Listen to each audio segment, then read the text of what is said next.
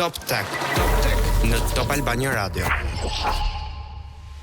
Përshëndetje miq dhe mirë se vini në një episod tjetër të Top Tech. Jeni me mua Mateo Kadriun dhe sot sinqerisht kemi disa tema shumë të rëndësishme për diskutuar. Mos u mbasim fare kohë dhe të nisim direkt me të parën.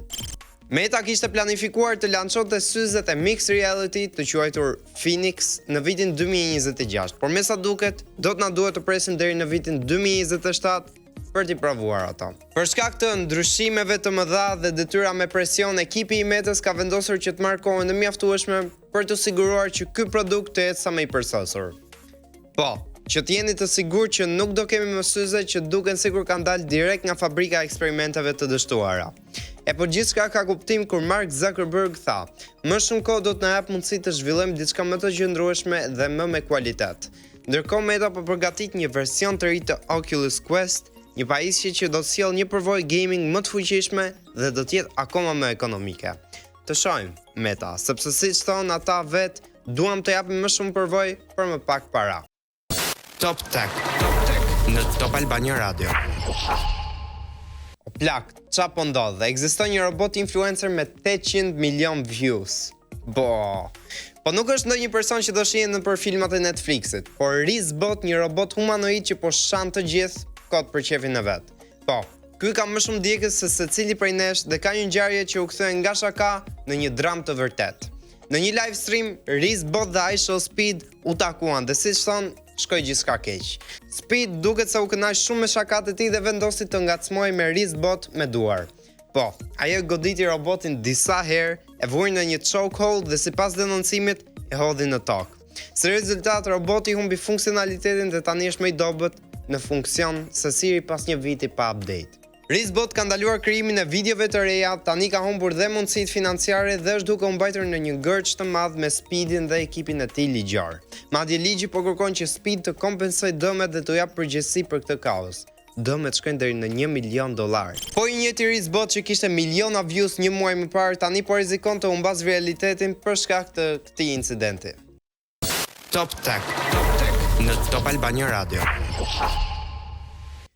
Meta bleu një startup të quajtur Limitless dhe tani po shikon për ta futur në planet e tij për të zhvilluar pajisje të reja me inteligjencë artificiale. Ky startup ka krijuar një varësi që mund të regjistrojë bisedat e tua, si një mikrofon i vogël që e mban kudo. Po, nëse ke menduar ndonjëherë se do mund të regjistrosh çdo bisedë me një varëse që e mban në qafë, Limitless e bën të mundur këtë.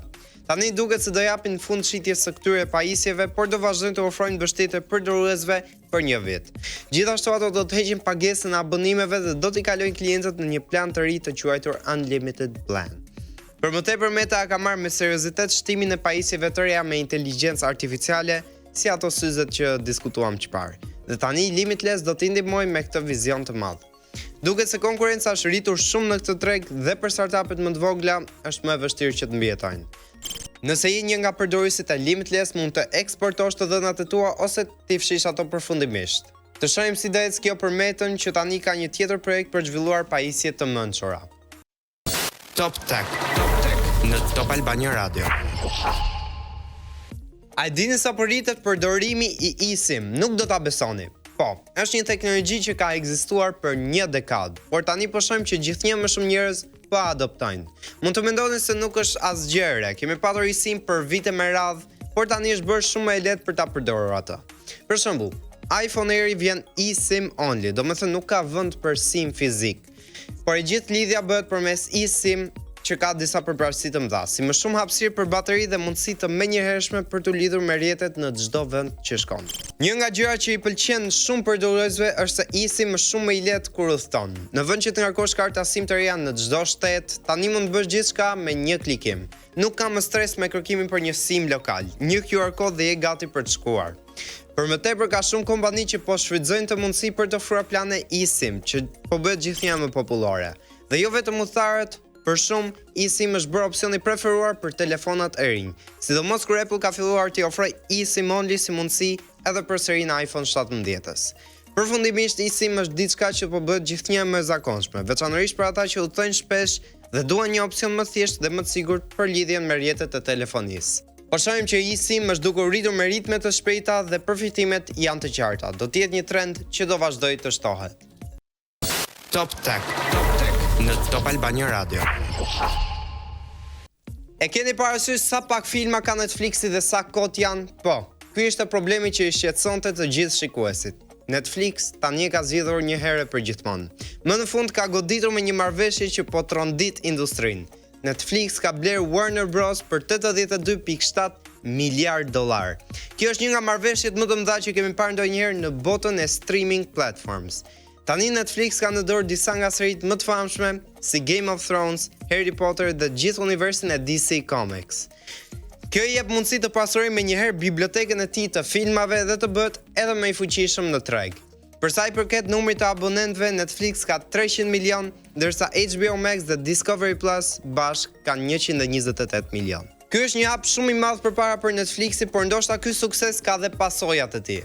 Si çdo marrëveshje e madhe, kjo do të kalojë edhe në mbështrimin e autoriteteve për konkurrencën. Përfundimisht, kjo mund të jetë një epokë e re për streaming, me një ofertë të fuqishme që do mund të ofrojë më shumë dhe më të mira për shikuesit. Top Tech në Top Albania Radio. Për gjithë ata që lexojnë çdo ditë, ky është lajmi që prisnit. Kindle Scribe i ri dhe Kindle Scribe Colorsoft po vijnë. Këto janë pajisjet perfekte për ata që duan një përvojë më të avancuar të leximit dhe të shkrimit. Kindle Scribe ka një ekran të madh 11 inch dhe është vetëm 5.4 mm i holl, duke ofruar një përvojë më të shpejtë dhe më të natyrshme, si të shkruash mbi letër.